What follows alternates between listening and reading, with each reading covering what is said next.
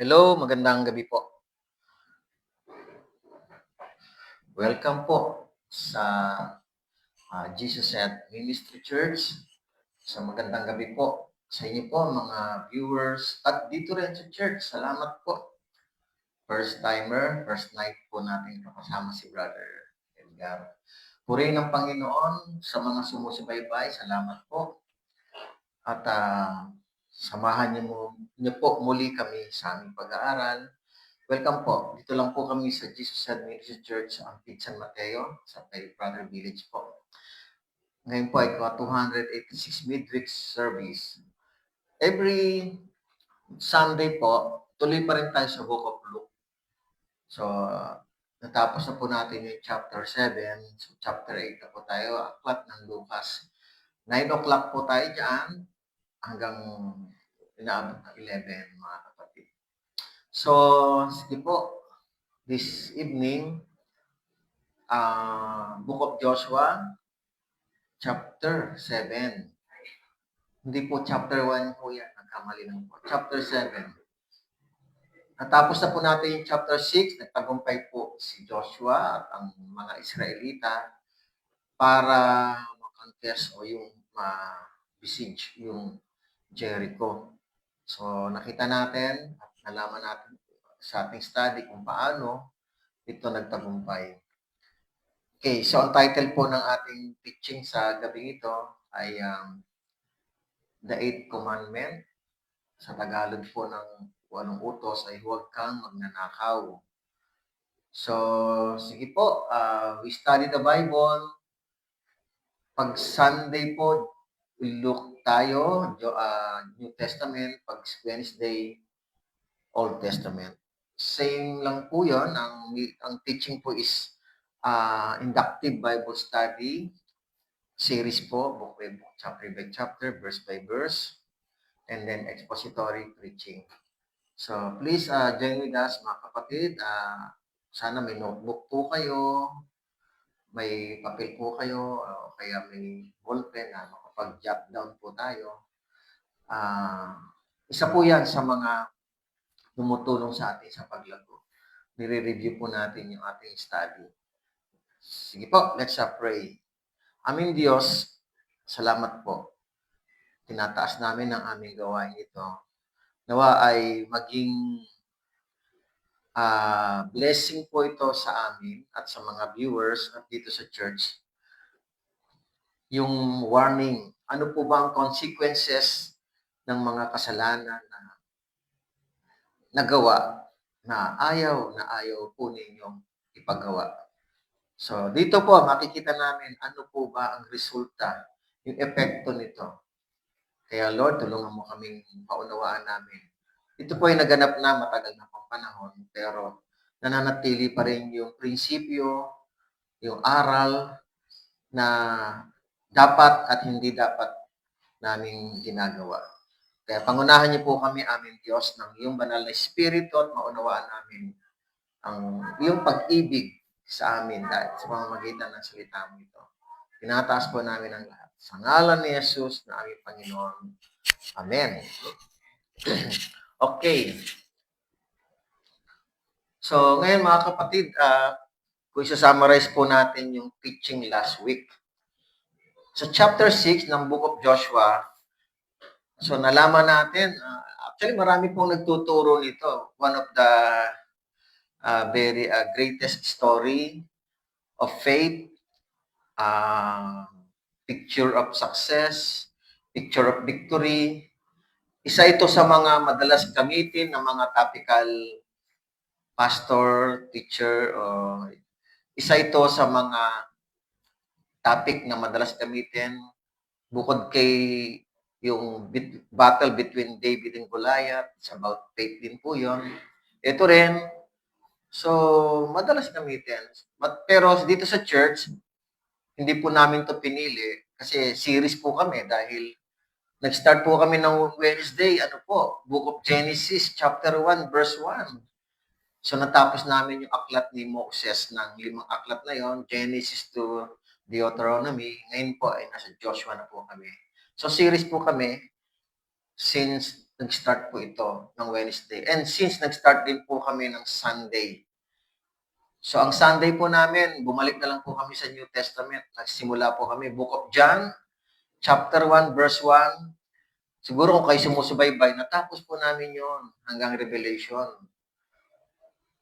Kaya nga, ngayon, binabalikan namin yung gospel na account naman ni Luke. So, diretso ulit ito hanggang Revelation. But anyway, sige po. Nasa Joshua chapter 6 na po, 7. Pero kung babalikan po natin Joshua chapter 6, kitang-kita yung tagumpay ng mga Israelita. It's not about the effort of Israelites, the strength of Israelites. Wala po silang nagamit na bagay to destroy the Jericho wall. Kung sa panahon natin ngayon, kailangan, bago mo ma-destroy yon, kailangan meron kang tangke, bobombahin mo yon, o kaya ay paano ba mo sisirain yung, may mga nagsasabi na napaka-makapal ang wall ng Jericho. So, malaking effort po. Kailangan ng mga equipment, mga kailangan ng F-135 yata yun. Mga aeroplano na may mga missiles para ma-destroy mo yung lugar. Wala pong ginawang ganon ang mga Israelita. Sumunod lang sila sa instruction sa everyday hanggang ika-6 na araw. Once lang silang iikot sa Jericho Wall at ika-7 araw, iikot sila hanggang 6 na beses sa pag-ika-7 araw. Sa ika-7 beses, sisigaw na po sila. Ang ginamit lang nila is horn, yung sungay ng tupa na trumpet, kung tawagin yon. At kabanantipan yung Ark of the Covenant at sila, yung effort nila para umikot. Walang ibang nangyari kundi yun lang ang ginawa nila. At bumagsak po yung wall papunta sa loob. So, na kubkob nila yung Jericho, nagtagumpay po sila kasi nga kasama nila ang Diyos. Ngayon, mga kapatid, nagtagumpay sila dahil sumunod po sila sa instruction ng Diyos. Pero in Joshua 6 verse 18 to 19, may additional instruction si Lord. Iba ito sa una, ito po yung additional instruction. Kapag nasa loob na sila, kapag napatay na nila yung mga kalaban, ang sabi ng Panginoon, yung mga i-offer sa Panginoon, mga kayamanan, metal, gold, silver, i-offer sa Panginoon. Huwag nilang ipag-iinteresan o huwag nilang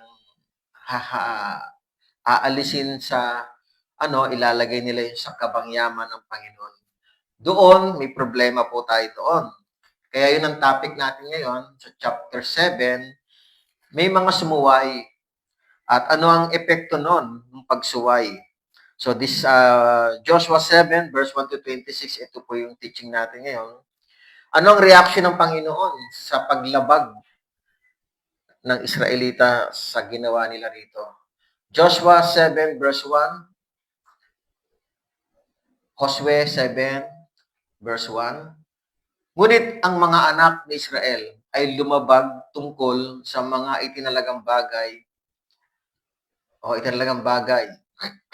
si Akan o si Akan na anak ni Carmi, na anak ni Zabdi, na anak ni Zera, sa lipi ni Juda ay kumuha sa itinalagang bagay at ang galit ng Panginoon ay nagningas laban sa mga anak ni Israel. So itong verse 1, introduction to ni Joshua, kung ano yung kanyang ni-reveal sa kanya at kung ano yung nangyari. Ito yun, beginning verse 2, ikukwento ni Joshua paano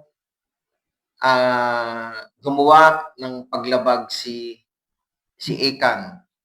Paano ginawa ito? So, si Akan po ay galing sa lahi ni Judah. Si Judah ay isa sa anak ni Jacob.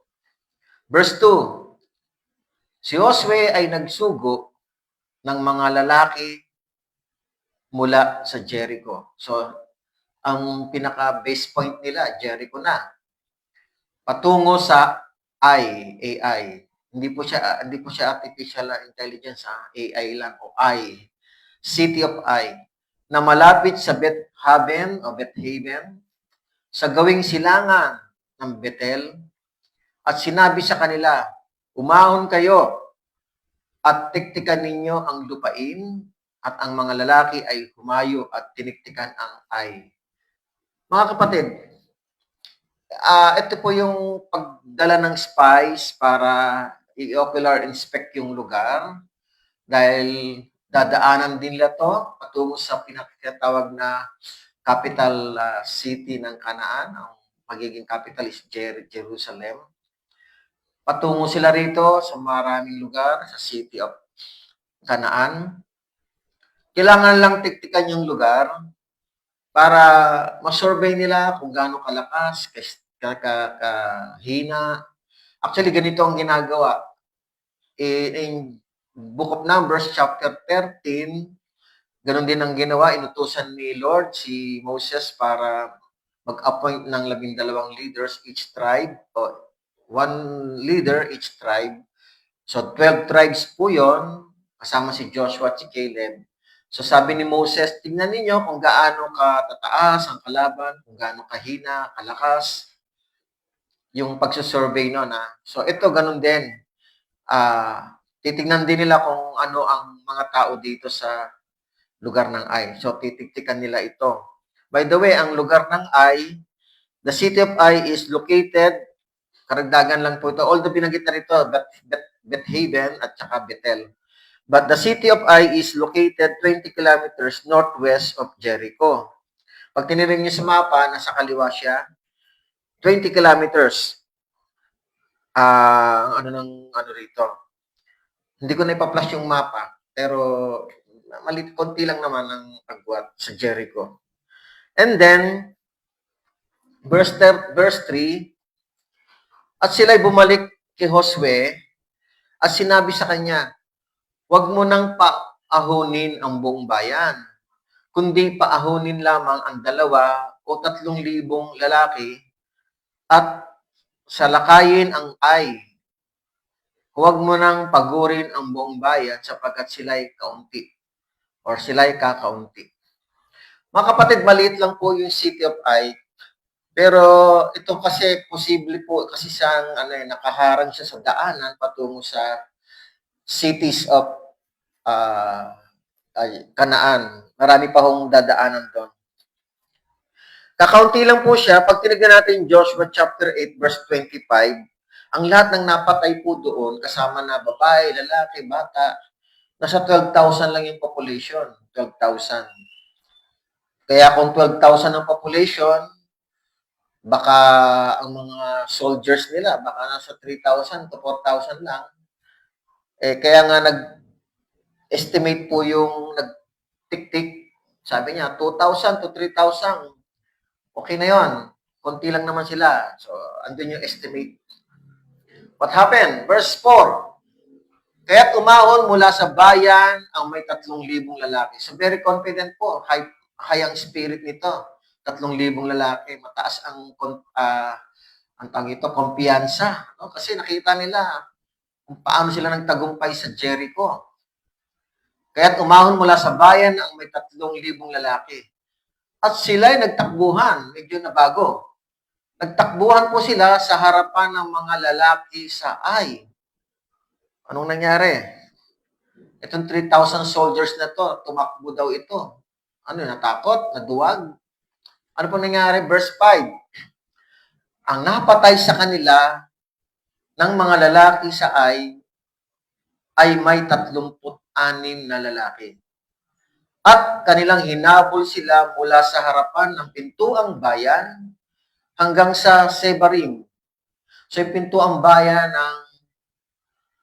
ng Ai, yung city of Ai, gateway. At pinatay sila sa dakong pababa at ang mga puso ng taong bayan ay nanlumo at naging parang tubig. Anong nangyari? Namatayan po sila ng 36 na soldiers or army. which is first time, mga kapatid. Napatayan sila ng mga warriors ng City of Ai.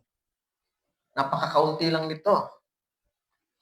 Sa kasaysayan ng labanan, mga kapatid, wala pong ganitong nangyari na even in the time of Moses, hindi pa sila natalo sa labanan at wala pa hong record, even one casualty from Israelites. Hindi pa sila nakaranas ng ganun. Namamatayan sila ng sundalo.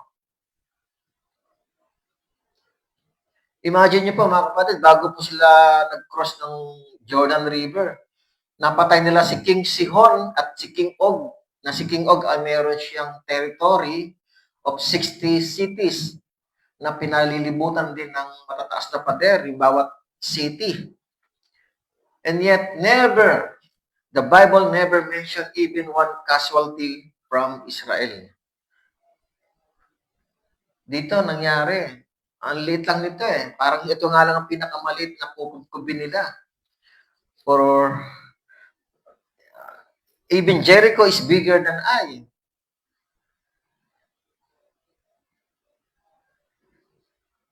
So, napatakbo po sila, mga kapatid, no? Napatayan po sila. Kaya nga sabi dito, sila po ay nanlumo, na-depress, na nanghina. Wala pong nangyaring sabihin na bumaba yung kanilang moral. May hinabol po, mga kapatid. At napatay po yung hinabol. Bakit po kaya, mga kapatid? While the promise of God, still the promise naman po yun, according sa Leviticus 26 verse 3, tingnan natin. Meron pong naging problema, ito yung maging reason. Kung susundin ninyo ang aking mga tuntunin at tutuparin ninyo ang aking mga utos at gagawin ang mga iyon, and then Leviticus 26 verse 7 to 8, actually, dapat sila yung hahabol eh. Ito po yung ratio or tinatawag na pangako ng Diyos. Eh. Sabi dito ng Panginoon, pag nasunod nila yung tuntunin ng Diyos, hahabulin ninyo ang inyong mga kaaway at sila'y mabubuwal sa harapan ninyo sa pamamagitan ng tabak. So, dapat sila ang humahabol, sila ang kung pumapatay talaga, kasi utos yun ng Panginoon. At ito yung sukatan ng yung tinatawag na sukatan ng every Israelite ay anong katumbas dito sa kalaban. Sabi dito, at 5 sa inyo'y hahabol sa 100. Kapag kaunti lang ang hahabulin, yung 5, kung ang kalaban ay 100, kaya na po ng 5 yon. So, ang ratio po nito ay 1:20. 1 Israelite and 20 enemies. At sa 100, sa inyo hahabol sa 10,000. So, ibig sabihin, ito naman, pag maramihan naman, 10,000, more than 10,000 yung kalaban, o kaya 10,000, ang katumbas niyan, ang katapat lang yan, 100 lang na sundalo Israelita. So, ang computation niyan is 1:100. 1 Israelite, 1 soldier of Israel, katumbas lang yan is 100 enemies. Kaya niyang patayin yon, mga kapatid. So sila dapat ang umahabol. At ang sabi nito, at ang inyong mga kaaway ay mabubuwal sa harapan ninyo sa pamamagitan ng tabak. Pero ano po ang nangyari? Sila po yung hinabol. But anyway, pakita ko lang itong Leviticus 26, no? May mga nagsasabi na this is not literal or a literal figure na alam mo naman sa Bible minsan madaling sabihin na spiritual meaning, figurative. Actually, ito ay literal. Mga kapatid, literal po ito. Isisingit ko lang, nung si David po ay ikakasal o yung anak ni ano kasi, hindi natuloy yung panganay yatang anak ni Saul na ibibigay sa kanya. So, tinanggihan ni David. Pero may isa pang anak si Saul na gustong-gusto si King David, si Michal. So, si Michal ay payag siyang ikasal kay David. Pero sabi ni King Saul, bibigyan mo ko ng 100 Pilisteo na tinuli, 100. Katumbas ng kamay ng aking anak. So, yun ang pinaka-dory. So, hindi naman pakikiusapan ni King David yung mga Pilisteyong kalaban na yun para sabihin tutuloyin kita, ha? Kailangan niyang patayin yon. So, ang ginawa naman ni David, dinoble po yon. In 1 Samuel chapter 18:25. So, literal po ito, yung talagang hahabulin, tatalunin. Yung katumbas ng isang Israelita is equivalent to 100. Kasi nga, ginawa pong literal yan ni King Saul. Now, ganito sana ang nangyari. Pero bakit hindi ganito ang nangyari? Na instead na sila ang humabol, baliktad. So, kung babalik tayo sa Joshua chapter 7, verse 4 to 5, sila ang tumakbo. Namatayan pa sila ng 36 na sundalong Israelita. So, ang puso ng mga taong bayan ay nanlungo at naging parang tubig. That's the effect of sins. Mentioned by Joshua chapter 7, verse 1. Yung kasalanan, di ba? In-introduce ni Joshua na kasalanan ni Achan. So, demoralize, frustration, and defeat ang nangyari. Natalo po sila rito. They never experienced in their previous battle even one casualty. But here, 36 Israelites died. Namatay sa battle na ito. Bakit po? Tingnan natin, verse 6. Josue 7 verse 6. Pagkatapos ay pinunit ni Josue ang kanyang mga suot at nagpatira pa sa lupa sa harapan ng kaban ng Panginoon. Hanggang sa kinahapunan. So, ibig sabihin, hindi natin alam kung anong oras siya nagpatira pa. Hanggang sa kinahapunan. Siya at ang matatanda ng Israel at nilagyan nila ng alabok ang kanilang ulo.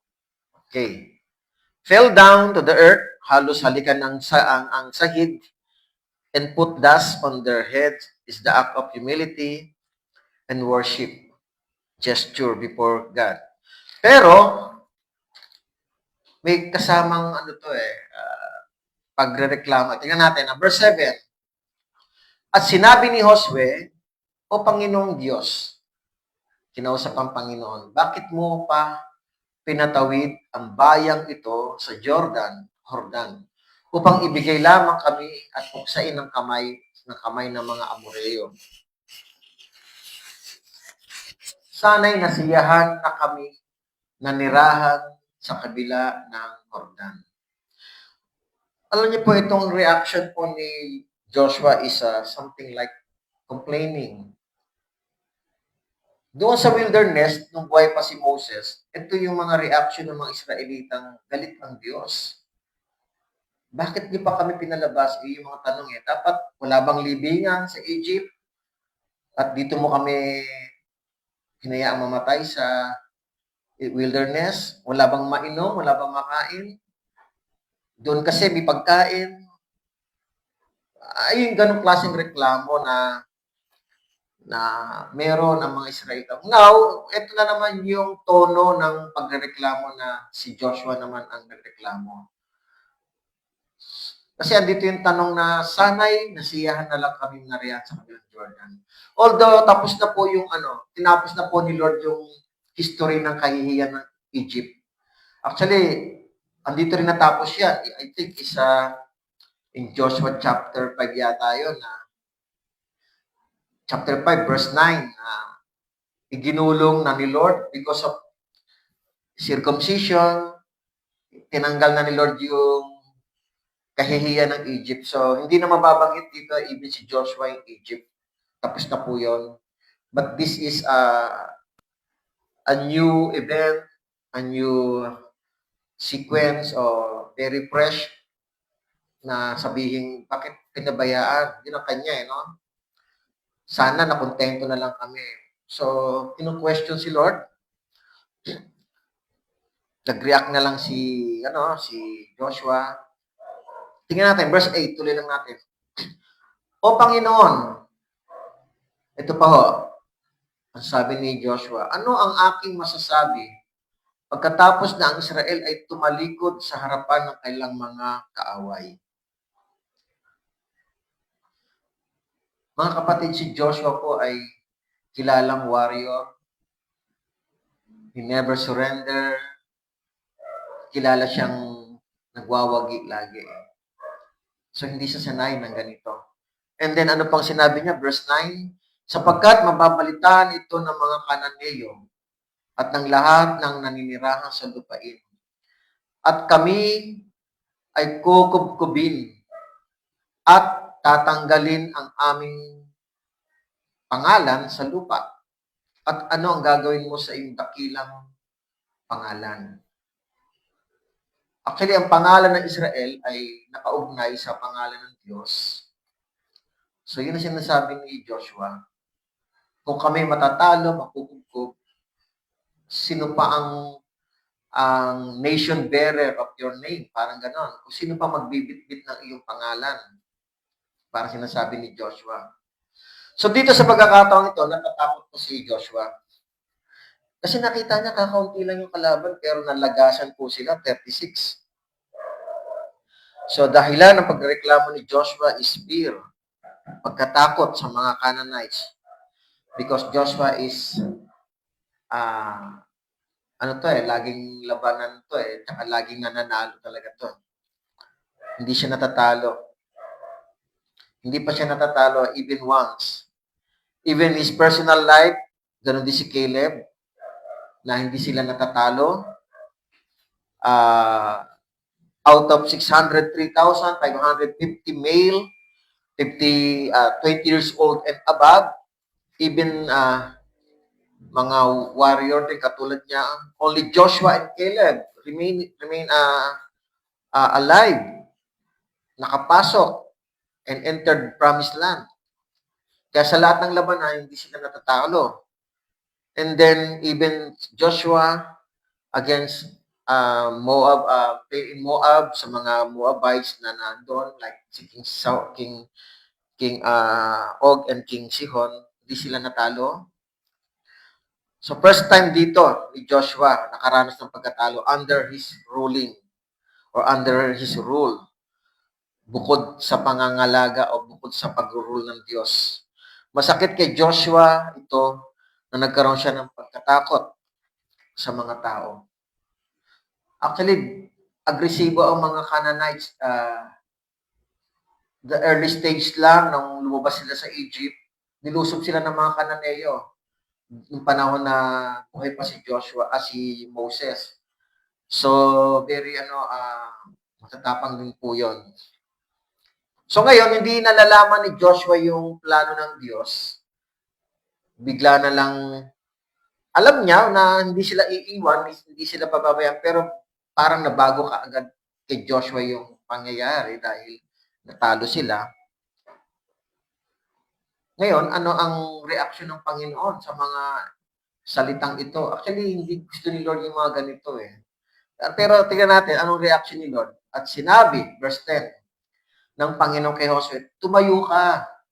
Tumayo ka. Bakit ka nagpapatira pa ng ganito? So, hindi sanay si Lord na makita ito na ganito si Joshua. And how many times ba pinatatayo si Joshua ni Lord? Beginning chapter 1 ng Joshua, di ba?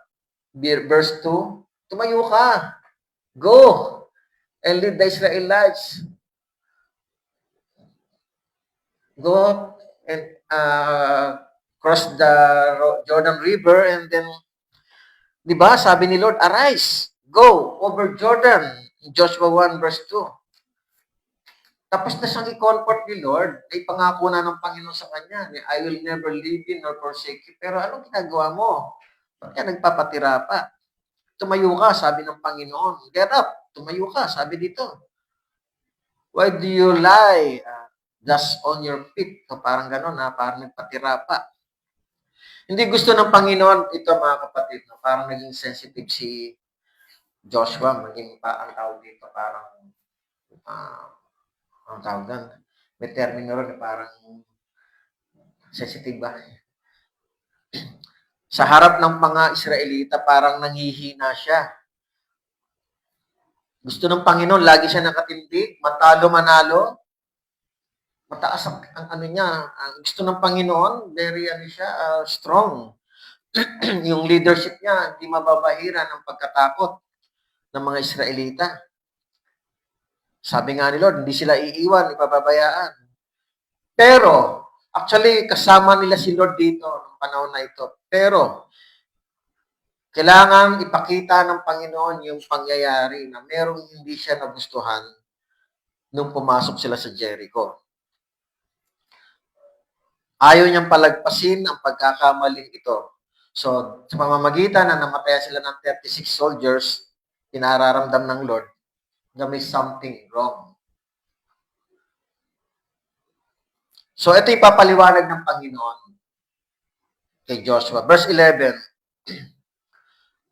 ang Israel ay nagkasala at ang kanilang nilabag ang tipan na aking inuutos sa kanila.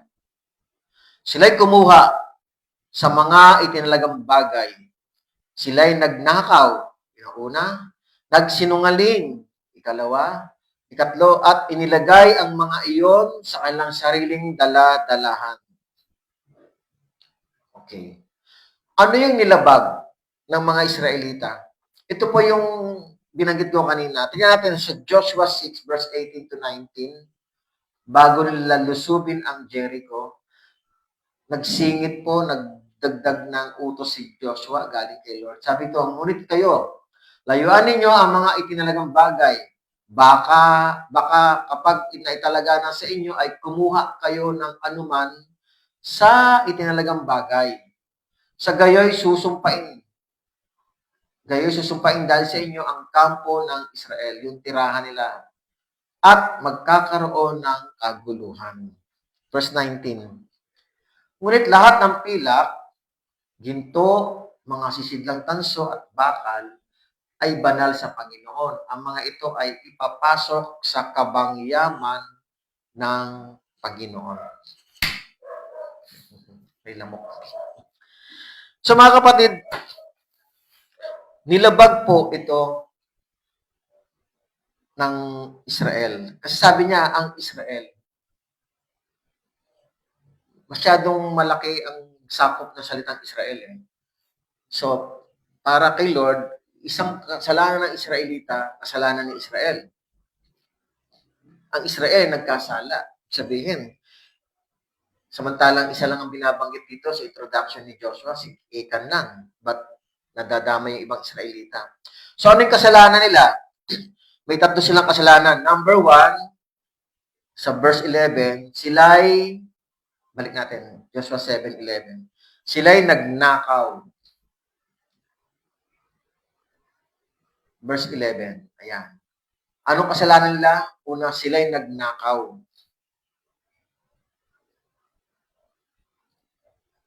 Mamaya, babanggitin po yon kung ano yung ninakaw. Joshua chapter 7, verse 21. Okay. Pangalawa, nagsinungaling. Sabi rito, no? Sila'y nagnakaw at nagsinungaling. Okay. Yung pagsisinungaling, medyo obserbahan lang po natin. Wala pong interrogation. According sa study natin from verse 1 to 11. Ang binanggit lang dito, verse 1, introduction ni Joshua na nagkasala si Achan. Pero mamaya pa yung investigation, mamaya pa yung interrogation ni Joshua kay Achan. Verse 20 to 25 po 'yon. Actually, aamin si Achan mamaya, hindi naman siya magdi-deny. Pero paano nasabi ng Panginoon na nagsinungaling si Achan? So wala pa tayong nababasang may ginawa si Achan na nagsinungaling. Pero, ito lang po yun, perhaps may pangyayari na hindi na naisulat sa verse na ito or sa segment na ito, sa section na ito. Maaring may nangyari na hindi naisulat dito, maaring may nakakaalam na kapwa niya Israelita, nakita marahil siya na nagnakaw. At maaring tinanong siya o kinonfronta siya at nagsinungaling si Achan o nag-deny siya na hindi niya ginawa. Kasi hindi pwede mag-invento ang Panginoon ng salita. Hindi po siya nag-iimbento. Kapag nag-invento po siya, lalabas po na nagsisinungaling ang Diyos. Hindi po ganun ang Diyos. Kaya dito may mga bagay na makikita natin, nabanggit na nagsinungaling daw si Achan na wala pa naman tayong nababasang may interrogation, may interview. Pero maliwanag po, totoo po yung sinasabi ng Diyos na hindi siya magsisinungaling, na maaari may nakakita na kinumpronta si Achan at maaring nagsinungaling. Dahil ang Diyos ay hindi pwede magsinungaling, hindi niya pwede invento itong salitang ito. Sabi sa Bilang chapter 23 verse 19, sinungaling ba ang Diyos? Sabi rito, ang Diyos ay hindi tao na magsisinungaling, ni anak ng tao na magsisisi. Sinabi ba niya at hindi niya gagawin? O sinalita ba niya at hindi niya tutuparin? Kaya mga kapatid, meron pong pwedeng nangyari na hindi na natin nakita.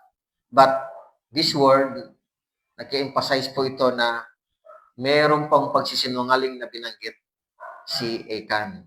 Ikatlong kasalanan ni Achan. Una, nagnakaw. Pangalawa, nagsinungaling. Pangatlo, inilagay ang mga iyon sa kanilang sariling bulsa. Sa panahon ngayon, bulsa tawag, di ba? Sa sariling daladalahan. Ang binanggit dito. So yung tatlong kasalanan na yon, ibig sabihin, hindi niya nilagay iyon sa tinatawag na treasury, let's say, box o treasury place for the Lord. Sabi, italaga ninyo sa Panginoon. Sa Panginoon.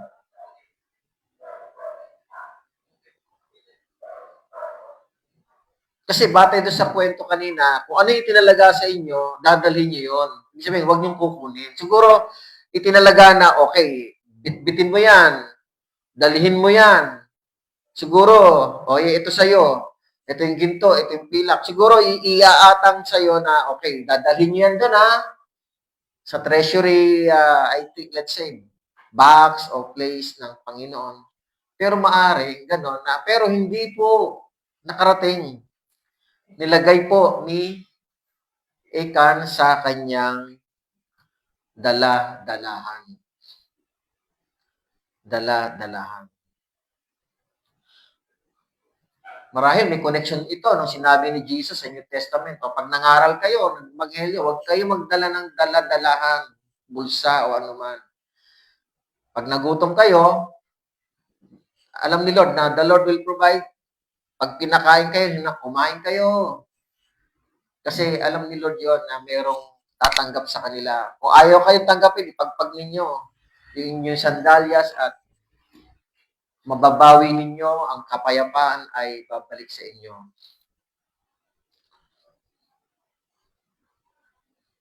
Kaya mga kapatid, no, yun ang ginawa. So, ano ngayon, hindi nakarating, napunta sa bulsa ni Achan ang nakatalagang kayamanan, ginto, pilak man o metal.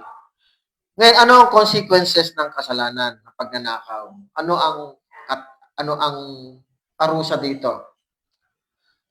Ano yung pwede mangyari? Verse 12. Kaya't ang mga anak ni Israel ay hindi makakatagal sa harapan ng kanilang mga kaaway. Sila'y tumalikod sa harapan ng kanilang mga kaaway sapagkat sila'y naging bagay para sa pagkawasak. So, dinisenyo sila, kung sila'y sumusuway, didisenyo sila ng Lord sa pagkawasak. pagka-destroy. Sabi ng Panginoon, ako'y hindi nasasama sa inyo. Malibang puksain ninyo ang mga itinalagang bagay sa gitna ninyo. Perhaps, ito po yun, yung mga, kasi mamaya ilalabas po yun, yung mga itinalagang bagay na ninakaw ni Ekan, at yun ay susunugin. Pupuksain po yun. Sabi ng Panginoon, hindi na ako sasama sa inyo. Maliban na lang na sirain ito, sunugin ito. Tapos, yung mga taong nagnakaw, nakatalaga sila sa pagkawasak. Pagkawasak. Mga kapatid, mahal ng Diyos ang Israel. Mahal po ng Diyos ang bawat Israelita. Pero hindi po na siya nanghihinayang na mamatay ang isa man o ilan man Israelita na pinili ng Diyos na makarating sa promised land kung lumalabag naman sila sa utos. Sila yung tinuring na anak. May binanggit po sa si Moses. Tinuring ng Diyos na mahalaga, espesyal ang Israelita. Pero pagdating sa paglabag, walang espesyal. Handang i-destroy ng Panginoon ang sino mang lumalabag. Kung lumalabag ka naman sa utos, kahit Israelita ka, hindi manghihinayang mamatay ka sa harapan ng Diyos kasi lumabag ka. Even today, mga kapatid, even to all who called Jesus is the Lord, we are not safe. Kahit na po tinatawag mo si Jesus, kahit na po Kristiyano ka, kahit na tinatawag mo si Jesus, Panginoon, Panginoon, if kung lumalabag ka naman, you are not safe. Mga kapatid, ilalagay pa rin sa pagkawasak ang sino mang tao, kahit sino. Ito nga, Israelita to eh. Hindi nang hinayang ang Panginoon, mamatay po yung 36. Mamatay ng 36, namatay eh. Pero mamaya, hahatulan niya rin po yung nagkasala. Nadamay po yung 36 na soldier. And even today, kahit na po Kristiyano ka, sa pangalan, sa salita, ibig sa gawa, pero kung meron kang sideline, kung inaabuso naman natin ang kaligtasan, hindi ka safe. Kahit na tumatawag ka pa ng Panginoon, Panginoon. Matthew 7, 21, 23, this is one of the famous verse. Nakakatakot, pero kailangan natin alamin ito kung bakit. Hindi lahat na nagsasabi sa akin, Panginoon, Panginoon, ay papasok sa kaharian ng langit. Hindi lahat ng tumatawag ng Panginoon, Panginoon. Kundi ang gumaganap ng kalooban ng aking Ama na nasa langit. Sa araw na iyon, sa paghuhukom, ay marami ang magsasabi sa akin, Panginoon, Panginoon, hindi ba nagpropesiya kami sa iyong pangalan? So, gifted po ito ng gift of teaching, gift of preaching, at nagpalayas ng mga demonyo sa iyong pangalan. Gifted din ito ng mga gift of healing. O tinatawag na may mga pastor na gifted sa tinatawag na casting all evil spirit. Ano pa ba yun? May mga ganon. At sa iyong pangalan ay gumawa kami ng maraming gawang makapangyarihan. Gifted to sa gift of miracles, performing miracles. Pero ano sabi rito? At kung magkagaya ay ipahayag ko sa kanila, hindi ko kayo kilala kailanman. Gifted po yon ng gift of the Holy Spirit, pero hindi sila kilala. Lumayo kayo sa akin, sabi dito ng Panginoon, kayong mga gumagawa ng kasamaan. So, gumagawa pa ng kasamaan. Nagagamit po na license yung gifts of the Holy Spirit para gumawa ng kasalanan, kasamaan. Mga kapatid, hindi po yung lisensya. Ang titingnan ng Panginoon yung paglabag. Kaya sabi ng Panginoon dito sa Joshua 7 verse 12, sila'y bagay sa pagkawasak.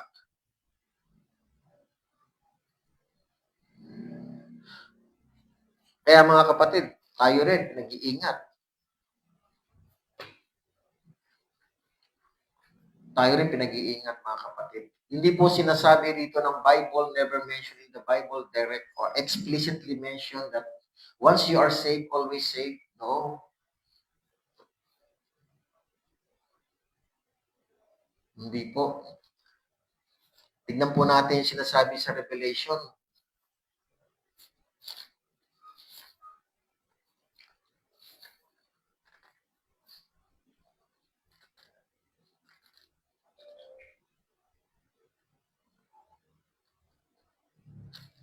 Okay?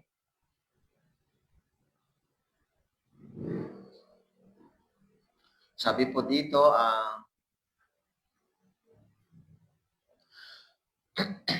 sa Revelation chapter 3 verse 5, ang magtagumpay ay bibihisan gayon ng mapuputing damit at hindi ko kailanman papawiin ang kanyang pangalan sa aklat ng buhay.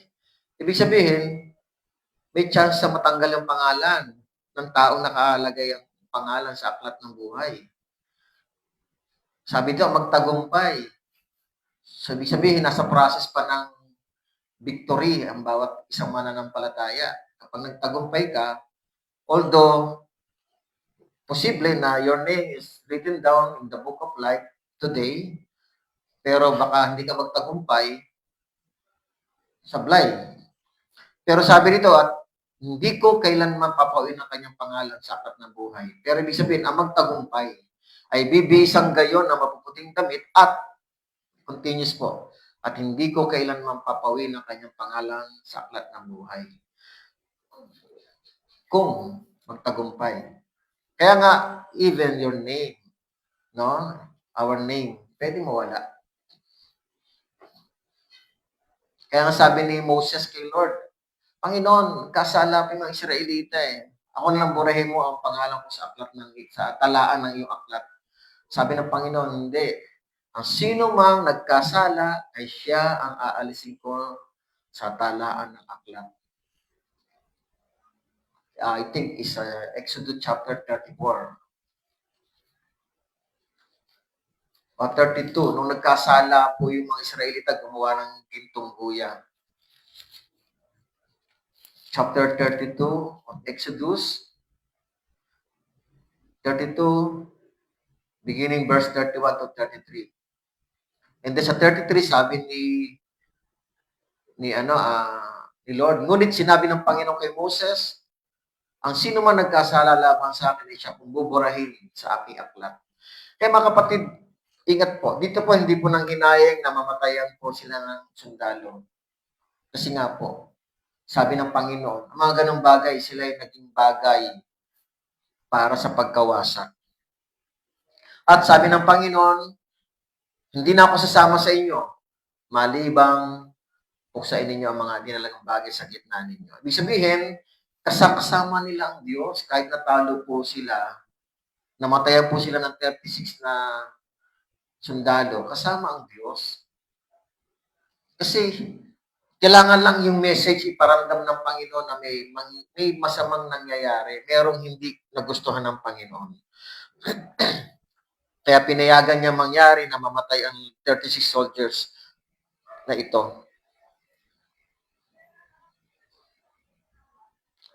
Okay, so lahat ng itinalaga, ginto, pilak, lahat na nakuha ni Achan dito ay sisirain. Now, verse 13 na po tayo. Hanggang 15, dito magsisimula yung yung tinatawag na dito magsisimula yung proseso o kaya yung tinatawag na step of due process. Dito po magsisimula. Yung, kumbaga sa batas ay yung due process ng Panginoon, dito sa batas naman natin para yung due process. Ito muna ang magsisimula yung instruction how to investigate. Verse 13 to 15. Kakausapin ni Lord si Joshua at bibigyan ng instruction kung paano iimbestigahan kung sino ang nagkasala, kung sino sa Israelita ang nagkamali. Ito yung pamamaraan ng Diyos, yung investigation. Verse 13. So, instruction po ito. Tumayo ka, sabi ng Panginoon. Kasi nga, nakalugmok na naman si lagi na nakalugmok si Joshua. Tumayo ka, pakabanalin mo ang bayan at sabihin mo, magpakabanal kayo sa kinabukasan sapagkat ganito sabi ng Panginoon, ang Diyos ng Israel. May mga itinalagang bagay sa gitna mo, o Israel. Ikaw ay hindi makakatagal sa harapan ng iyong mga kaaway hanggang sa iyong alisin ang itinalagang bagay sa gitna ninyo. So dito, damay po lahat. So isa lang ang nagkasala, pero sinasabi dito ng Panginoon, pakabanalin mo ang bayan. Sanctify the people. Yung bayan. Mga kapatid, lahat sila. Even si Achan, pababanalin pa yan. Siyempre, hindi pa naman siya inibestigahan eh. So lahat po, damay po lahat. Pero pagdating sa parusa, kung sino lang yung may kasalanan, yun lang talaga parusahan.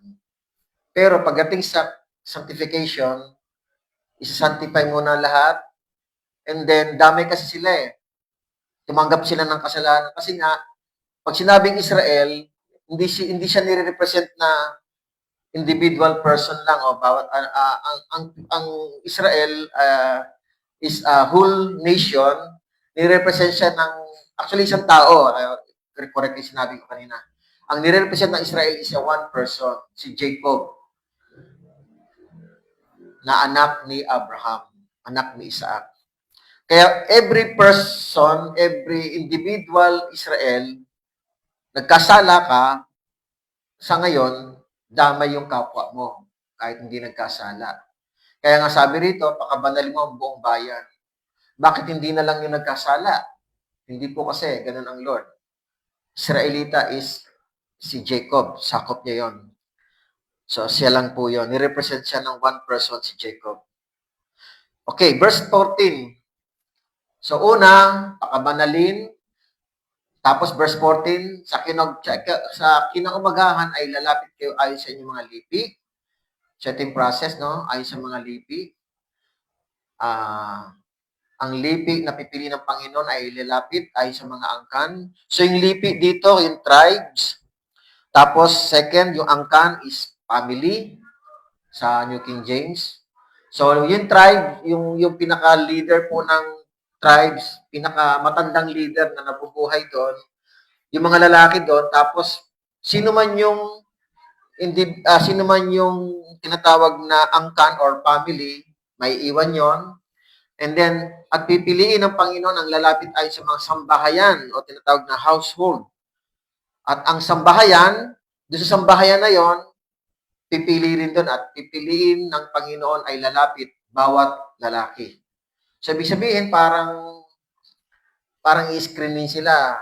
Lahat ng lalaki na leader ng lipi o yung tribe. Doon sa tribe, pero ang instruction ni Lord, ang lipi na pipiliin ng Panginoon. Ang instruction ni Lord dito, ihaharap sila lahat kay Lord, pero ang Lord ang pipili kung sino yung maiiwan. Halimbawa, isang tribe na iwan, o sino yung mga anak mo? Ito yung anak niya, yung lipi, family. O sino yung leader ng family? Tapos pipiliin niyo ng Panginoon. May pipiliin siyang isa, o sino man yung isang pinili, o sino yung mga member ng family mo, household, o sambayanan, o sambahayan. Tapos after nun, pipili sila sa under ng sambayanan ng bawat lalaki. So si Lord ang pipili, mga kapatid. Siya ang judge po dito. At si Joshua ang parang pinaka-attorney, pinaka-law. Tama. Hawa ko. Verse 15, ang makunan ng itinalagang bagay dito sa bawat lalaki ay susunugin sa apoy. Siya at ang lahat niyang ari-arian sapagkat kanyang sinuway ang tipan ng Panginoon at sapagkat siya gumawa ng kahihiyan sa Israel. So yun po, verse 13 to 15, instruction, steps, 7 steps of due process to parang ganun ang parang 7 yung process ng yung 7 steps of due process. papabanalin muna sila, tapos bibigyan ng instruction, bawat tribe, family, household, and then individual na tao. And then, sa isang individual na tao, lalabas po yun. Pero si Lord po ang pipili. Pipili niya yon. Parang ipe-present mo, sino-sino yung mga taong ito, si Lord ang pipili. Kakausapin niya naman si Joshua noon. Tapos, pag may napili ron, halimbawa, isang napili sa tribe, sasabihin naman niya, o sino yung mga anak mo, iipunin yon. Pipiliin ulit ni Lord kung sino doon. Hanggang lumabas po yung salarin. Now, verse 16 to 18, ito naman yung actual investigation. Kanina, instruction how to investigate. Tinuro, tapos actual investigation na po, verse 16 to 18. Okay, verse 16. Ito yung actual. Kinaumagahan, maagang, bumangon si Josue at inilapit ang Israel ayon sa kanilang mga lipi at ang lipi ni Judah ang napili. So, yung lipi muna. So, nilapit muna yung lipi. Siguro yung bawat tribe na leader na mayroong pinakamatandang leader po, matanda, elders.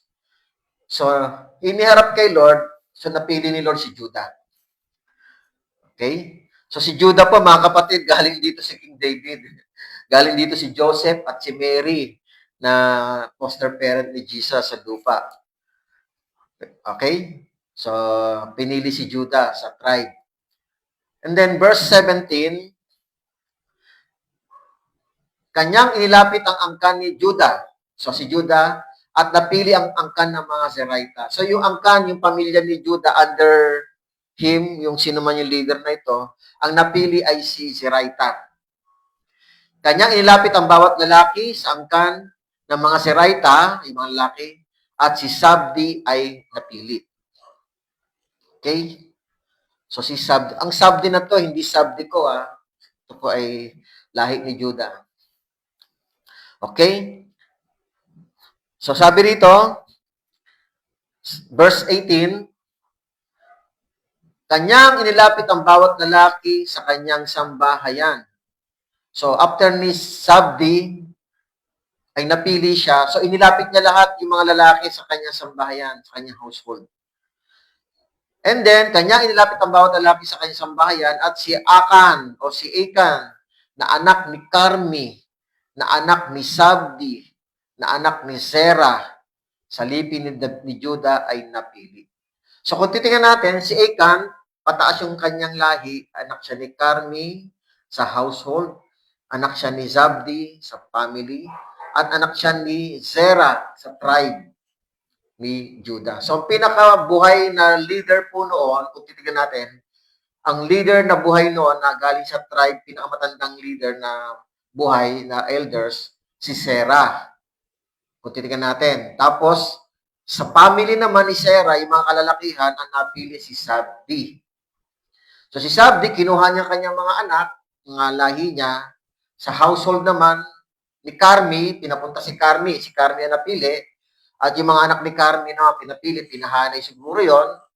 At nang pinili ni Carmi, pinili ng Lord sa anak ni Carmi, ang napili si Akan. So, ito yung actual investigation. So, ang bilis ng ang bilis ng investigasyon. Yung bang ganong klaseng parang kung ganito lang sana sa panahon natin, no? Walang bias. Kasi si Lord ang pumipili. Verse 19, ito po. Ito yung ikatlong proseso, actual interrogation. Tama po ba? Kakausapin na ni Joshua si Akan. Actual na interrogation ito. Verse 19, at sinabi ni Josue kay Akan, anak ko, luwalhatiin mo ang Panginoong Diyos ng Israel at magtapat ka sa Kanya. So, kinakausap niya, in-interrogate niya. Sabihin mo sa akin ngayon kung ano ang iyong ginawa. Huwag mong ilihim iyon sa akin. So, heart-to-heart talk na to. Joshua and Akan. Very important po ito kasi bakit? Hindi magbabagang pa siya ng Diyos. Hindi sila sasamahan ng Diyos kapag hindi nalunasan ito. Kapag hindi ito natapos, Baka mangyari yung sinasabi ni Joshua na kakatayin na lang sila ng mga Kanaan. At ang sabi ng Panginoon, hindi ako sasama sa inyo kapag hindi nalunasan ito. Kapag hindi nasira o pinuksa yung mga itinalagang bagay. Kailangan nilang gawin ito. And then si Lord naman andun, siya ang judge. Ngayon, andito na, verse 19, interrogation na. Kinakausap na ni Joshua si Achan. Verse 20 and 21 naman, ito naman yung confession and admitting of sin by Achan. So, pang ilan na itong process? Pang ilan na? 4. Una, instruction, how to investigate. Verse 13 to 15. Pangalawa, actual investigation. Verse 16 to 18. Verse 19, actual interrogation. Tama ba? Interrogation. Verse 20 to 21, confession and admitting of sin by Achan. So, tingnan natin. Verse 20. Punta tayo sa 20. Verse 20. Sumagot si Achan kay Josue, sa katotohanan ay nagkasala ako laban sa Panginoong Diyos ng Israel at ganito ang aking ginawa. So, ibig sabihin, inamin niya. At sasabihin niya kung anong ginawa niya. Verse 21. Nang aking makita sa mga sinamsam ang isang magandang balabal na mula sa Shinar, ang 200 siklong pilak at ang isang barang ginto na 50 siklo, ang timbang ay aking ngang minasa at kinuha ang mga iyon ay nakabaon sa lupa sa gitna ng aking tolda at ang pilak ay nasa ilalim niyon. So maliwanag po, umamin po siya. So sabi niya sa verse 21, kinuha niya raw yun, sinamsam ang magandang balabal. In New King James Version, beautiful Babylonian garment, which is one beautiful garment of Shinar. In other words, isang magandang garment galing sa Shinar. In Genesis chapter 11, verse 2, nabanggit ang lugar ng Shinar. Nung mga taong ito, actually, ano pa to katatapos lang ng flood, kung di ako nagkakamali. Dumami ang mga tao. In Genesis chapter 11, ito sa Shinar, iisang lingwahe ng mga tao. Kaya sabi nila, gumawa tayo ng tore na patungo sa langit upang maging parang landmark nila o palatandaan nila. Parang yun Ngayon, habang ginagawa nila yon, binago ng Lord yung kanilang lingwahe. Hindi na sila magkaintindihan. Kaya ang lugar na yon, ang tower na yon, kung tawagin ay Tower of Babel. Babel, ito po yung ancient Babylon. At ang Babylon, this is the ancient place or country of Iraq today. Kaya, yung garments na yon, yung balabal na yon, na maganda, meron siyang, ibig sabihin, matanda na siyang, balabal marahil, na napukaw yung paningin ni Achan. Nagandahan siya. Natukso po siya, kinuha niya yung balabal na yon mula sa Shinar. Ang Shinar na ito, dating place ng pinagtayuan ng Tore ni Babel. At siya po yung Babylon, o place of Babylon. Ngayon, mga kapatid, ano pa ang kinuha niya? 200 siklong pilak o 200 shekel of silver. Magkano po ba ito sa ngayon? Gusto ko lang computein to at convert natin sa peso para naman meron tayo idea. 1 shekel o siklo is equivalent of 15 grams ang bigat. In Leviticus 27, verse 25, nakalagay po doon. Leviticus 27, verse 25. 1 shekel is 15 grams of weight. Kung i-multiply natin ang 1 shekel sa 15 grams, ang alam ko, lalabas ay 3 kilos. Ewan ko lang kung tama po ako. Paki-compute na lang ho. So, 3 kilos. Today, in a world market of silver, ang price po ng 1 kilo ng silver ay nagkakahalaga ng $2,900. So, kung ito i-multiply ko to sa 3, kinonvert ko yung dollar, nasa 55 na lang. So, lalabas, ang halaga ng silver ngayon, na kinuha ni Ekan, sa panahon ngayon ay 478,000 sa ngayon, yung silver. Sa ngayon, 478,000 yung silver. Doon sa 200 shekel na timbang ng silver. Equivalent of 3 kilos. Paki-convert na lang po yun kung tama pa yung 3 kilos. Ngayon, yung ginto naman, 50 siklo ang bigat. Kung i-multiply natin ng 50 shekel, each shekel is equivalent to 15 grams. So, total of 750 grams. Wala pang 1 kilo. 3/4 kilo. 3/4. Pero mahal po ang ginto. Sa panahon ngayon, ang world market price ng ginto is $149,000 per kilo. Kaya kung ito po ay 3/4 kilo, lalabas po na ang nanakaw niya sa ginto sa value ngayong panahon is 6,146,000. 6,146,000. So, ito yung price ng halaga na ibinaon ni Ekan. So, 6,624,000 plus 6,146,000 tapos plus 478 na halaga ng silver at total of 6,624 more or less. Okay, so yun ang halaga ng nanako ni yung metal, hindi ko na po alam kung ano yung klaseng metal yung binanggit dito na may binanggit pong metal. Siguro kasama na po yung metal na yun, yung silver, gold. Okay? Anyway, so ngayon, after confession and admitting of sin by Achan, verse 22 to 24, ang tawag ko naman dito ay yung restitution. Ituturo ni Achan at ibabalik kay Joshua yung ninakaw.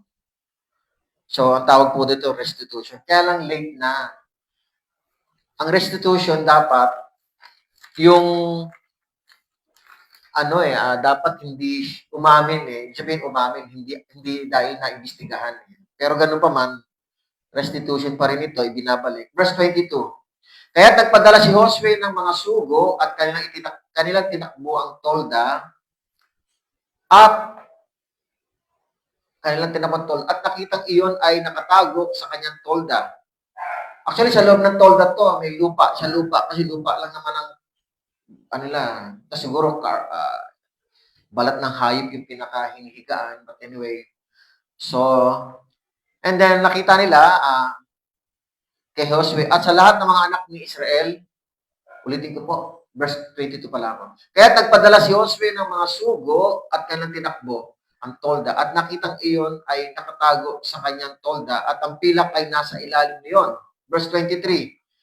Kanilang kinuha ang mga iyon palabas ng tolda at dinala kay Josue at sa lahat ng mga anak ni Israel. At kanilang inilapag ang mga iyon sa harapan ng Panginoon. So, ibig sabihin, naibalik.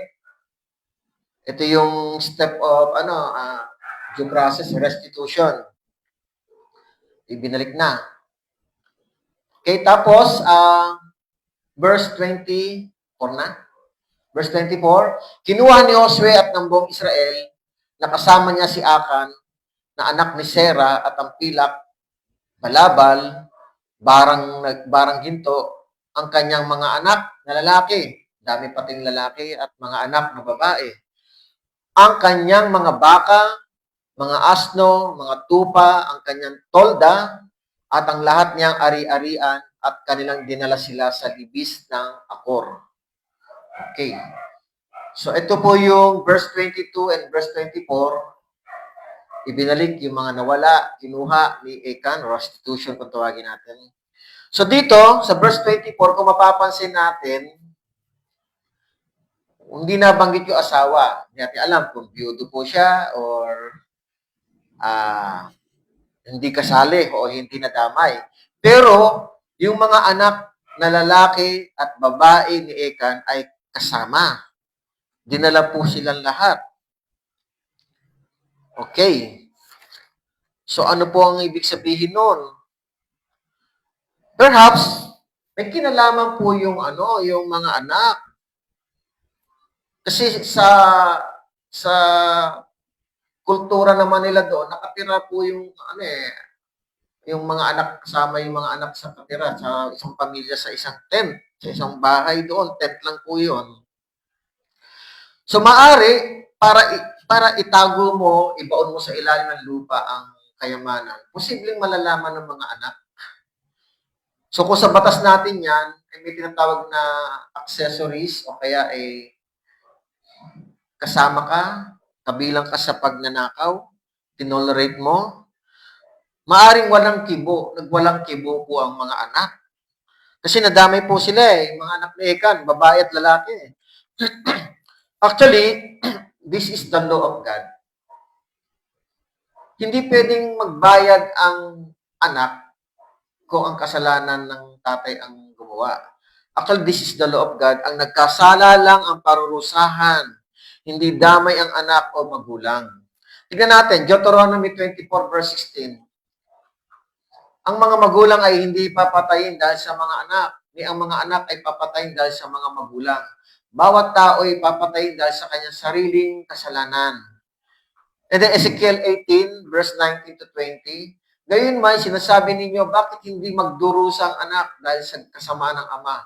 Kapag ginawa ng anak ang ayon sa batas at matuwid, at naging maingat sa pagtupad sa lahat ng aking tuntunin, siya'y tiyak na mabubuhay, yung anak daw. Ang tao nagkasala ay mamamatay. So, yun ang standard ni Lord, even in Deuteronomy 24:16. Ang anak ay hindi magdurusa dahil sa kasamaan ng ama.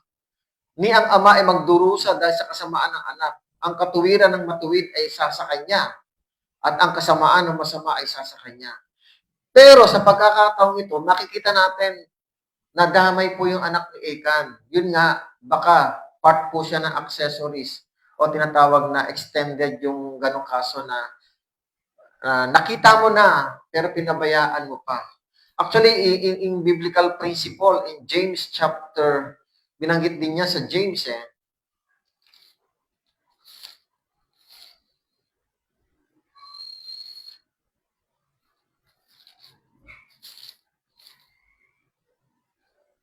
James 4 verse 17, kaya't ang sino man nakakaalam ng paggawa ng mabuti, ngunit hindi ito ginagawa, ito'y kasalanan sa kanya.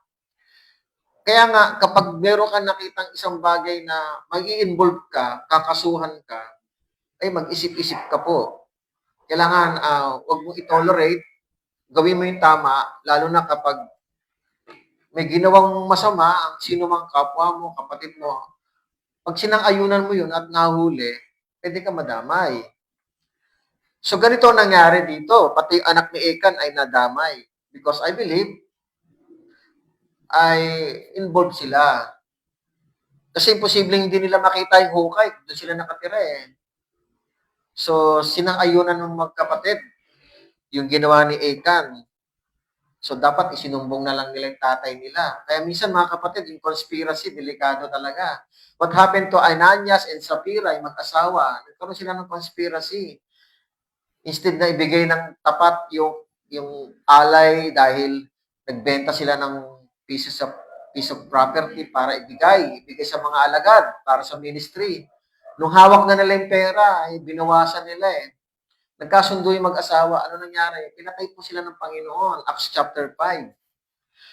So, yung conspiracy, delikado po yon. Kaya nga, yun, nadamay po. Ngayon, ano mangyayari? Ito yung last na steps of due process. Verse 25 to 26, the verdict and the judgment. The punishment of sin is death penalty. Tingnan natin, verse 25. At sinabi ni Josue, bakit mo kami dinalhan ng kaguluhan? Dinadalhan ka ng Panginoon ng kaguluhan sa araw na ito, sabi kay Ekan.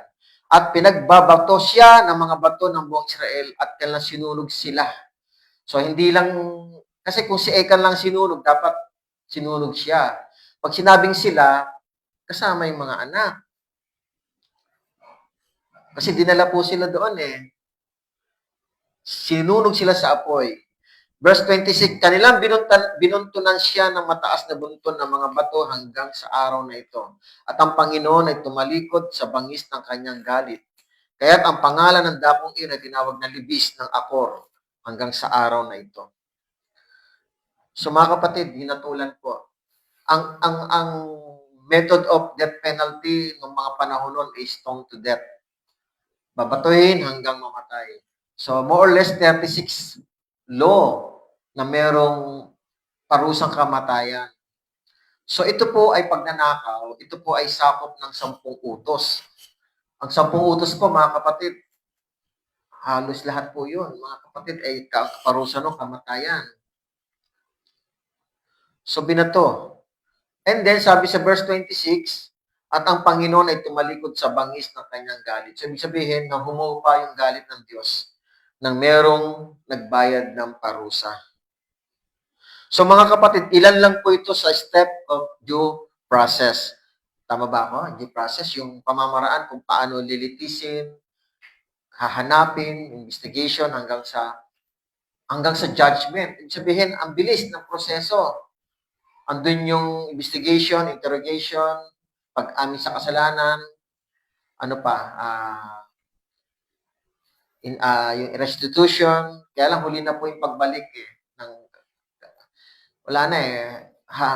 Andun na yung hatol ng Diyos. So, instruction, how to investigate, verse 30 to 15. Actual investigation, verse 16 to 18.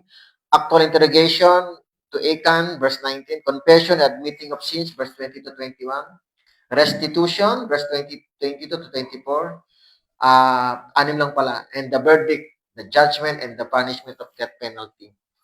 So, mga kapatid, the judge, andito ang judge dito ay si Lord. Siya talaga. Ihaharap sa kanila yung mga tribes, household leader, family leader, and then lalabas talaga kung sino yung gumawa. So magkano ang ninakaw na silver and gold ni Achan? 6,624 sa ngayon. Kung ganito lang sana ang sistema ng Diyos sa lupa, halimbawa lang ganito sistema, mabilis ang hustisya. Baka matakot ang lahat ng tao sa daigdig, mga kapatid. Ngayon, ano nangyari? Sa Pilipinas pa lang, umaabot na sa bilyon-bilyon ang nakawan. Sa Pilipinas pa lang po ito, bilyon-bilyon na ang nakawan. Nilalaro ng mga taong ito, engineer man, politiko, ang batas ng Diyos. Kasi pag nanakaw po yun, bago po naging batas po ng tao ito, naging batas muna to ng Diyos. Mga kapatid, so nilalapastangan, inaabuso ang batas ng Diyos. Minsan inisip natin, batas ng tao, hindi po. Kinuha na lang ng batas ng tao po yan. Pero iba't iba ang punishment. Pero yung batas na yan, original yan, galing sa Panginoon. Ika-8 utos po yan, do not steal, huwag kayo magnakaw. Pero tandaan po natin ito, the law is not yet abolished. Hindi pa ho inaalis ng Diyos ang batas. The law of God, the Ten Commandments are still strong. Matibay pa rin ito. The Bible is the great reference of God on His time. Siya ang reference ng Lord, ang Biblia, ang salita niya, pagdating ng judgment time. Mga kapatid, pagdating ng pag-uukom, ngayon kasi mabagal nga po, may kanya-kanyang bansa na may kanya-kanyang batas sa pagpaprocess ng due process kung paano hatulan ang mga nagnakaw. Minsan yung nagnanakaw, mabilis maabsuelto dahil may pera. Pag isang politiko ang nagnakaw, wala na. Pero pag ang isang ordinaryong tao nagnakaw, ang bilis hatulan. Pero mga kapatid, hindi natutulog ang Diyos. lahat ng quick response or judgment ng Lord in Old Testament, minove lang ng Lord, dadalhin niya yan sa last part ng judgment time. Dadalhin niya yan doon lahat. Tingnan natin, Apocalypse 20 verse 11 to 15. Tingnan natin. At nakita ko ang isang malaking tronong puti at ang nakaupo roon. Ang lupa at ang langit ay tumakas sa kanyang harapan at walang tagtagumpay o walang natagpo ang lugar para sa kanila. Ito yung judgment time na po. At nakita ko ang mga patay, sabi ni John, yung nag-author nito. Mga dakila at mga hamak na nakatayo sa harapan ng trono at binuksan ng mga aklat. Itong mga aklat na to this is the Bible. Binuksan din ang isa pang aklat, ang aklat ng buhay. So, ilang ba yung aklat? So, yung aklat ng buhay, I believe isa lang po ito. At yung mga aklat is plural po ito, marami pong aklat. Marami pong aklat po nakalagay ang Biblia, maraming book. Actually, ang Biblia po is compilation, ito po ay library. Andito po ang 66 books. So, binuksan din po ito. Binuksan din ang isa pang aklat, ang aklat ng buhay. At ang mga patay ay hinatulan ayon sa kanilang mga gawa. Ayon sa nakatala sa mga aklat, nakalista po sa aklat na ito, nakatala. At inuluwa ng dagat ang mga patay na nasa kanya at ibinigay ng kamatayan at ng Hades ang mga patay na nasa kanila at hinatulan ng bawat tao ayon sa kanilang mga gawa. At ang kamatayan at ang Hades ay itinapon sa lawa ng apoy. So yung mga tao na nasa Hades, yung kaluluwang nasa Hades, in Luke 16:19 to 31, mayroong mayaman doon na napunta sa Hades. Tapos yung si Lazaro na maraming sugat, na pulubi, napunta sa bosom ni Abraham. So yung Hades, lahat doon na nakalagay ang tao doon at sa ilalim ng at tinatawag na inilabas niya ng dagat ang mga patay nila at ng Hades.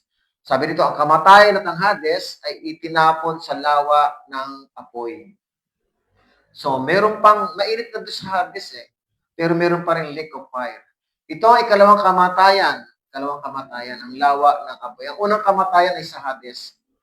Verse 15, sino napunta ron? At ang sino mang hindi natagpo ang nakasulat sa aklat ng buhay ay itinapon sa lawa ng apoy. So nakakatakot po ito. Ito na po yung hatol ng Diyos. Hindi lang to, ito po ay yung kaluluwa na po ang nasusunod po dito. So lahat po, kung anong kasalanan ng tao sa paglabag sa 10 Commandments, titingnan niya ng Panginoon. Hahatulan tayo ng Panginoon. Kaya mga kapatid, ang mahalaga ang Biblia. Mahalaga ang Biblia. Ang books na ito, itong batas na ito, ang mga gospel, ang mga utos ng Panginoon. So the books, binanggit dito plural, ay ihahambing sa ginawa ng tao sa aklat ng Biblia kung nakasunod tayo. Ito ay reference book ng Panginoon pagdating ng judgment time. At ang reference din niya ay yung Book of Life. Kung ang tao po ba ay nakasulat ang pangalan sa Book of Life. So ano po dapat natin gawin mga kapatid? So una, ang Biblia po, basahin po natin. Tingnan natin ang kautusan ng Panginoon. So number 1 is faith in the Lord through His Word. Sabi sa Roma chapter 10 verse 17, kaya ang pananampalataya ay nanggagaling sa pakikinig at ang pakikinig sa pamamagitan ng salita ni Kristo. Saan ba nakasulat ang mga salita ni Kristo? Wala po sa magazine, sa comics, o saan man. Andito po sa Biblia ang lahat ng salita ni Kristo na isulat na po. Kaya please read the Bible. Lalo ngayon, Bible month ngayon. So ano pa? Sa pakikinig at pakikinig, nadadagdagan ang pananampalataya natin. Number 2, fear on the Lord. Matakot tayo sa Panginoon. Mga kapatid, pag hindi tayo natakot, wala tayong katatakutan. Ecclesiastes 12:13 to 14, itong wakas ng bagay, lahat ay narinig. Matakot ka sa Diyos at sundin mo ang kanyang mga utos, sapagkat ito ang buong katungkulan ng tao. Lahat, sapagkat dadali ng Diyos ang bawat gawa sa paghuhukom, pati ang bawat lihim na bagay, maging ito'y mabuti o masama. Ikatlo, do not steal. Huwag tayo magnakaw. Binanggit sa Exodus chapter 20 verse 15, ikawalong utos. Ikaapat, huwag magsinungaling. Binanggit din dito sa verse 11. Yung tatlong kasalanan ni Achan, sila ay nagnakaw, nagsinungaling at inilagay ang mga iyon sa kanilang mga sariling daladalahan. So, wag magsinungaling. Do not lie. Leviticus 19 verse 11, huwag kayo magnanakaw, ni mandaraya, ni magsisinungaling sa isa't isa. So, kaya mga kapatid, may pag-asa pa naman tayo. Kung tayo man ay narito sa panahong ito, alipin tayo ng kasinungalingan, alipin tayo ng pagnanakaw, may pag-asa pa. Huwag mo hintayin na hatulan ka ng Panginoon o tayo, na tayo hatulan ng Panginoon pagpatay na. Wala na tayong magagawa. Wala nang katuwiran doon. Wala tayong choice doon, mga kapatid. Ikalima, do not conform but transform in the new image like Jesus Christ, mga kapatid. Kailangan huwag nating isang ayunan ng takbo ng panahon, kundi matransform, magbagong image na tayo. Ephesians 4 verse 20 to 25. Ngunit hindi sa gayong paraan ninyo natutunan si Kristo. Kung tunay na sa inyo yung inyong narinig at niruan sa Kanya, ibig sabihin si Kristo, yung salita niya narito lang sa Biblia. Kung paano ang katotohanan ay na kay Kristo, alisin ninyo ang dating paraan ng inyong pamumuhay, ang dating pagkatao na pinasama sa pamamagitan ng mapandayang pagnanasa, at magbago ng spirito ng inyong pag-iisip. At kayo magbihis ng bagong pagkatao, ito na po yun, na nilalang ayon sa wangis ng Diyos, sa katuwiran at kabanalan ng katotohanan. Kaya pagkatapos itakwil ang kasinungalingan, pagkatapos na itakwil yon, tinanggalan natin yung ang bawat isa ay magsalita ng katotohanan sa kanyang kapwa, sapagkat tayo ay mga bahagi ng isa't isa. And then, kaya nga, kung alipin tayo ng pagnanakaw, tinuturo ng Biblia, ihinto na po natin yon. Ephesians 4:28, sabi po rito, ang nagnanakaw ay huwag nang magnakaw. Huwag nakaw pa, kundi magtrabaho at gumawa siya sa pamamagitan ng kanyang sariling mga kamay ng mabuting bagay upang siya'y may maibahagi sa nangangailangan para magkaroon tayo ng charitable heart. So, hindi naman kailangan magnakaw para may maibigay. Hindi naman kailangan yun. Kahit yung pag pinagtrabuhan natin, pinaghirapan natin, kaya natin itulong yun sa ibang nangangailangan. Malinis po yun. Yun ang principle ng Biblia. So mga kapatid, nakita natin dito ano ang parusa ni Achan, death penalty. Kaya mga kapatid, pagnanakaw po yun. Lalong-lalo na ngayon, ang daming bagsak po tayo ngayon sa ating popularity o kaya bagsak tayo ngayon. Pinagtatawanan po tayo ang bansa natin dahil pinagmamalaki, Christian nation. Pero corruption ang umiira sa mga leaders. Buti pa yung engineer, nagkaroon ng restitution, ibinalik yung pera eh. Ang pag ibinalik mo yung pera, yun ay pag-amin eh. Pagsuko. Pero yung iba ay denial pa rin.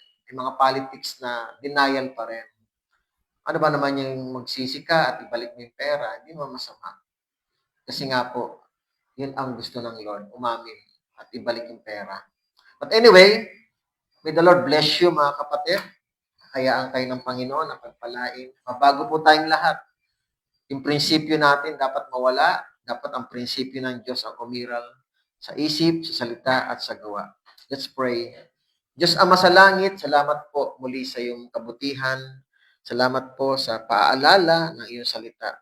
Nawa ay matransform po kami mula sa kadiliman ng aming pamumuhay sa paggawa ng kasamaan patungo sa liwanag ng buhay sa paggawa ng kabutihan at katuwiran ayon sa iyong kasulatan, ayon sa iyong mga aral.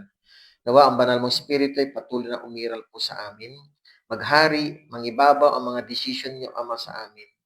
Itakwil ang aming lumang sarili at tanggapin at ibihis ang bagong pagkatao na wangis ng Diyos, wangis ng Panginoong Hesus, na siyang naghayag ng kanyang larawan, siya'y nabubuhay pa rito sa lupa, na in-expose niya, ipinakita niya, i-demonstrate niya ang tunay na pagkatao na ayon sa wangis ng Diyos. Matuwid, banal, tapat, totoo, hindi nagsisinungaling, nagmamahal, nagpapatawad. Kaya Panginoon, salamat po. Nawa ay matutunan po namin iyon at matransform kami ng katulad ng inyong larawan. We praise you and thank you, Lord God. Sa oras nito, salamat po sa mga viewers na nagtiyaga kahit lumagpas po kami sa oras. Natas ko po sa inyo patuloy na pagpapagaling ninyo sa mga taong nakakaranas ng depression, anxiety. Patuloy ko tinataas sa inyo na gumaling po at complete healing po kay Tatay Isidro, kay Mami Nitz, gandi po kay complete healing, recovery, kay Sister Achi Aming Diyos Perem. Tinataas ko rin po sa inyo ang si Caleb po, ang aming apo. Bless niyo po siya and complete healing din kay Rochelle. Lord, job, trabaho po, hanap buhay kay Kim. Dalain ko rin po, Panginoon, complete healing kay nanay, physically. Ganti kay mami, strength, aming Diyos. Ganti po kay Sister Nancy, nanakit ng braso, kamay.